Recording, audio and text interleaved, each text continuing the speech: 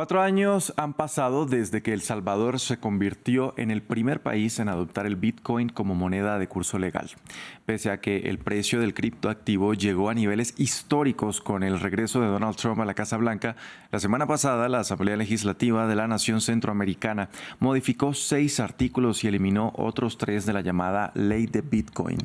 Para analizar el panorama conectamos con Rafael Lemus, él es economista del INCAE Business School y catedrático universitario. Rafael, buenos días, bienvenido a France 24.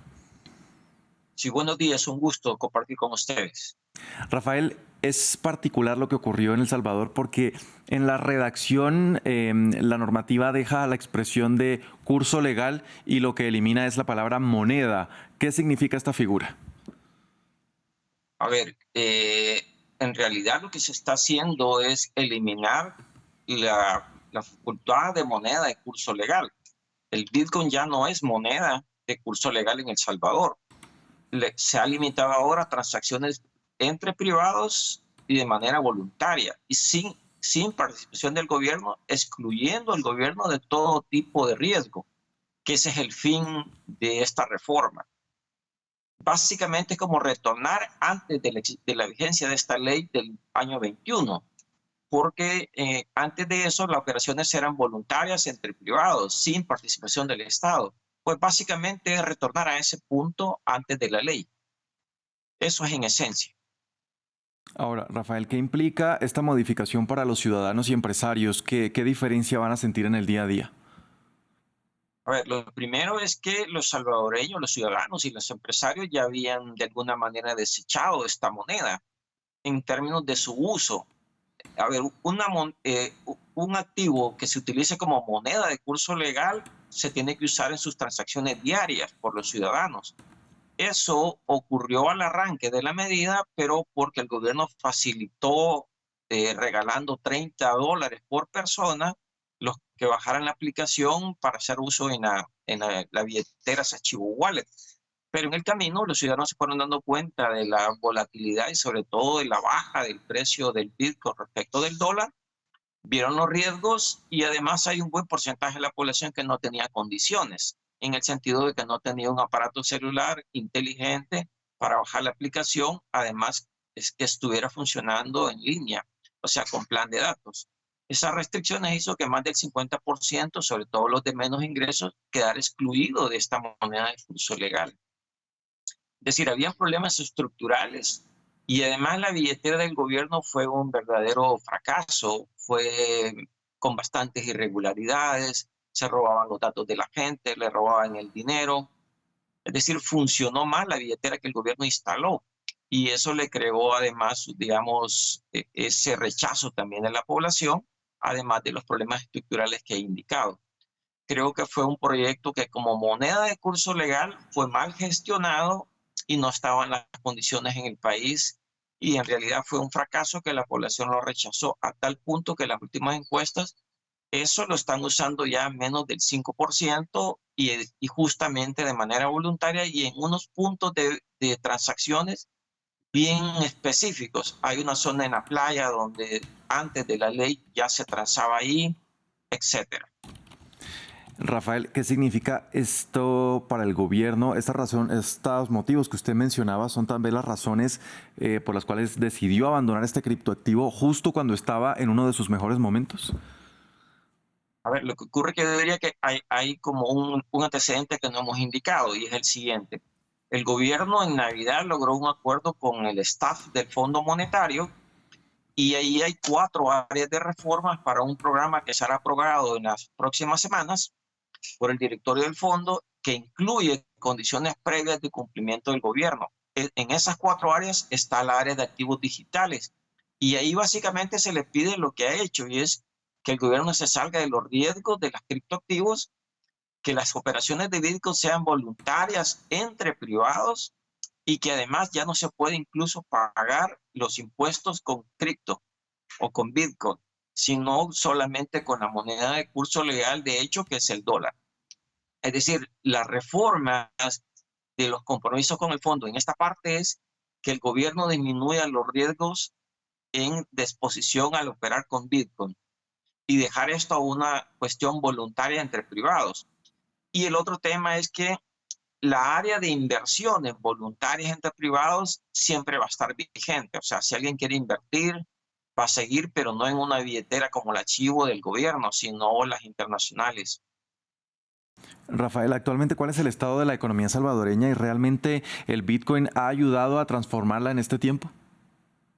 A ver, el Bitcoin sí creó como un boom poniendo a El Salvador en el plano internacional con una novedad, como algo muy propio del gobierno, digamos un sello muy personal, ambicioso y digamos estrambótico, no convencional, pero que generó muchas dudas y muchas incertidumbres.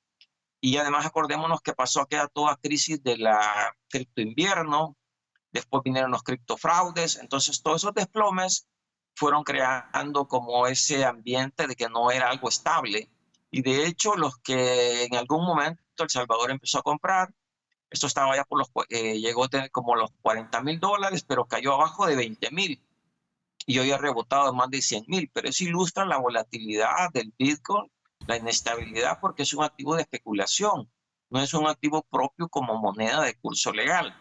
Entonces, quitar esa función de moneda de curso legal creo que es lo más sano, que de hecho fue lo que pidieron los organismos como Banco Mundial, Fondo Monetario y otros, así como muchos economistas que vieron que esto era mucho riesgo y que no era razonable exponer fondos públicos a estas operaciones. Los privados es otra cosa, eso es un tema voluntario. Pero al margen de eso, creo que la economía también ha tenido problemas fiscales que el fondo quiere ir resolviendo y que esta área de riesgos complican ese panorama fiscal. Es decir, el país lo que debe caminar es hacia un ambiente de prudencia, de mayor estabilidad fiscal y sobre todo de corrección o de ajuste fiscal. Y esa es la tarea que viene. Ahora, ¿qué otros casos se conocen del Bitcoin como moneda de curso legal y sus resultados en otros países? No, El Salvador fue pionero y no recuerdo que exista otra experiencia, pero creo que ese boom en realidad como moneda de curso legal no dio su potencial, en parte por las condiciones, dos por la mala billetera y tres por el ambiente que las criptos se desplomó su precio en esa coyuntura meses después. Entonces, todos esos factores combinados hicieron que el Bitcoin de a poco los ciudadanos prácticamente no usaran eso como moneda de curso legal e igual los comercios fueron de a poco desactivando esas plataformas como forma de pago, a tal punto que menos del 5% son los que actualmente están transando eso o lo han hecho en los últimos meses. Pero yo creo que sí se sacó un rédito y es que en algunas partes, sobre todo en la costa, hay una zona donde sí se transa, sí han venido inversiones de esa gente fanática de Bitcoin, pero son un grupo de gente que anda en eso, que son bitcoiners, fanáticos, que están en ese mundo, que han invertido bastante, que además son dueños de plataformas mundiales de esas operaciones, y ellos sí tienen dinero y andan haciendo inversiones en el país, ya en otros activos de bienes raíces, propiedades, etcétera. Ahora, mencionaba usted, El Salvador ha sido el pionero, pero ¿qué falta para que otros países también lo adopten como moneda legal a pesar de los esfuerzos que se han hecho para regularlo?